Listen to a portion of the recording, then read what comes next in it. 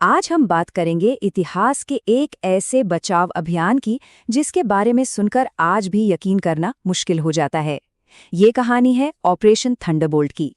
जरा सोचिए, 100 से ज्यादा लोग अपने घर से 4000 किलोमीटर दूर एक दुश्मन देश में, आतंकवादियों के चंगुल में, और उनकी रखवाली कर रही है उस देश की अपनी सेना।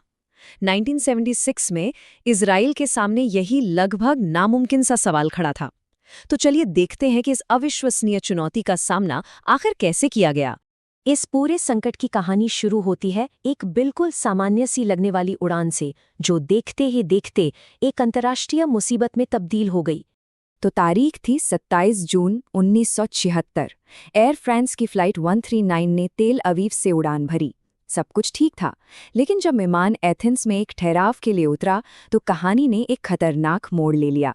वहां की कमजोर सुरक्षा का फायदा उठाकर 4 आतंकवादी विमान में सवार हो गए और उड़ान भरने के बस कुछ ही मिनटों बाद उन्होंने प्लेन को अपने कब्जे में ले लिया और उसे पहले लिबिया और फिर आखिरकार युगांडा की तरफ मोड़ दिया। जब विमान एंटीबे हवाई अड्डे पर उतरा तो बंधकों के दिल में जो सबसे बड़ा डर था वो सच साबित हो गया। यात्रियों के लिए ये किसी बुरे सपने के सच होने जैसा था। सोचिए, जब उन्हें पता चला कि अपहरणकर्ता अकेले नहीं हैं, बल्कि युगांडा की सरकार, खुद राष्ट्रपति ईदी अमीन उनका साथ दे रही हैं। 3 और आतंकवादी भी उनसे आ मिले और सभी बंधकों को हवाई अड्डे की पुरानी टर्मिनल बिल्डिंग में कैद कर दिया गया। अपहरणकर्ताओं ने युगांडा सरकार के जरिए अपनी मांगें दुनिया के सामने रखीं। संदेश बिल्कुल साफ था, समय बहुत कम था और दांव पर कई मासूम जानें लगी थीं। और फिर अपहरणकर्ताओं ने एक ऐसा कदम उठाया जो आगे चलकर उनकी सबसे बड़ी गलती साबित हुआ। उन्होंने गैर इजरायली बंधकों को रिहा कर दिया। ये लोग बाहर आकर इजरायली खुफिया एजेंसी के लिए एक खजाने की तरह थे। इन्हीं लोगों से अपहरणकर्ताओं की संख्या, उनके हथियार और टर्मिनल के अंदर की हर छोटी बड़ी जानकारी मिली। उधर इजराइल में सरकार एक बहुत ही मुश्किल और दिल दहला देने वाली दुविधा से जूझ रही थी। सरकार के अंदर ही एक तूफान मचा हुआ था। एक तरफ थे प्रधानमंत्री यित्साक रैबिन, जिनका मानना था कि बातचीत ही जाने बचाने का एकमात्र तरीका है, तो दूसरी तरफ रक्षा मंत्री शिमोन पेरेस, जो कह रहे थे कि आतंक के आगे झुकना मतलब भविष्य में और हमलों को न्योता देना है।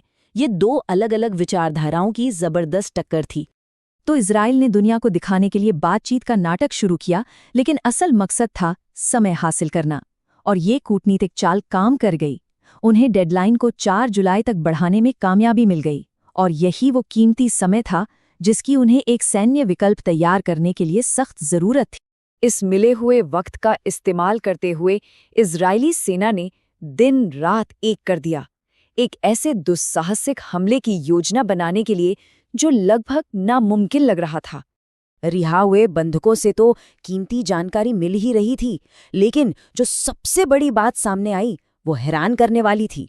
पता चला कि जिस टर्मिनल में बंधकों को रखा गया था उसे एक इजरायली कंपनी ने ही बनाया था। इसका मतलब सेना के पास उस बिल्डिंग का पूरा का पूरा ब्लूप्रिंट मौजूद था।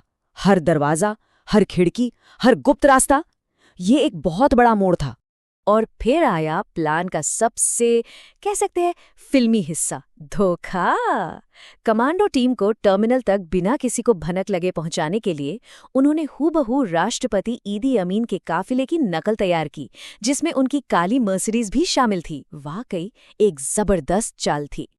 प्लान बहुत ही पेचीदा था। 4 C-130 हर्क्यूलीज विमान रडार की नजरों से बचते हुए 4000 किलोमीटर का सफर तय करेंगे। पहली टीम सीधे टर्मिनल पर धावा बोलेगी, जबकि बाकी टीमें पूरे एयरफील्ड को अपने कब्जे में लेंगी और युगांडा के लड़ाकू विमानों को नष्ट कर देंगी ताकि कोई उनका पीछा न कर सके। पूरा ऑपरेशन बिजली की तेजी से होना था और इसीलिए इसका नाम रखा गया थंडरबोल्ट। 3 जुलाई की रात वो घड़ी आ गई। योजना को अंजाम दिया गया और मिशन शुरू हुआ। लेकिन ऐन मौके पर एक छोटी सी चूक ने पूरे मिशन को खतरे में डाल दिया। पता चला कि ईदी अमीन ने कुछ ही दिन पहले अपनी काली मर्सिडीज बदलकर एक सफेद गाड़ी ले ली थी। जैसे ही युगांडा के संतरियों ने काली गाड़ी देखी, उन्हें शक हो गया और उन्होंने गोलियां चलानी शुरू कर दी। सरप्राइज का एलिमेंट खत्म हो चुका था। कमांडोज को तुरंत हमला करना पड़ा। इस जीत की एक कीमत चुकानी पड़ी। इस ऑपरेशन में एक इजरायली कमांडो शहीद हुआ। मिशन कमांडर योनातान नेतन्याहू।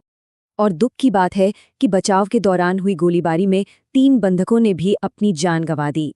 हमलावर टीम ने सभी 7 अपहरणकर्ताओं को ढेर कर दिया और इन सब के बीच 102 बंधकों को सफलतापूर्वक बचाकर घर वापस लाया गया। मिशन एक बहुत बड़ी सफलता थी, लेकिन इसकी एक मानवीय कीमत भी थी। अगर कुल मिलाकर देखें तो इस ऑपरेशन में एक कमांडो यूनी नेतन्याहू और 3 बंधक मारे गए। एक चौथी बंधक डोरा ब्लॉच, जो हमले के वक्त अस्पताल में थीं, उन्हें बाद में ईदी अमीन के आदेश पर बदला लेने के लिए मार दिया गया। सभी 7 अपहरणकर्ताओं और लगभग 45 युगांडा के सैनिकों को भी मार गिराया गया। योनी नेतन्याहू, जो इज़राइल के वर्तमान प्रधानमंत्री बेंजामिन नेतन्याहू के बड़े भाई थे, पूरे देश के लिए एक राष्ट्रीय नायक बन गए। उनकी बहादुरी और बलिदान के सम्मान में इस मिशन का नाम बदलकर ऑपरेशन योनातान कर दिया गया। एंटेबे का ये छापा आज भी इतिहास के सबसे दुस्साहसिक बचाव अभियानों में से एक गिना जाता है। और ये हमें सोचने पर मजबूर करता है कि आखिर एक बचाव अभियान और एक तरह के युद्ध के बीच वो बारीक सी रेखा कहाँ है, और कोई भी देश अपने लोगों को बचाने के लिए किस हद तक जा सकता है।